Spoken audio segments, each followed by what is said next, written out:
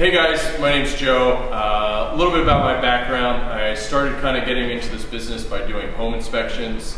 I then moved into working for an engineer, doing special inspections for the engineer, as well as geotechnical work, working with the geologist to do soils testing.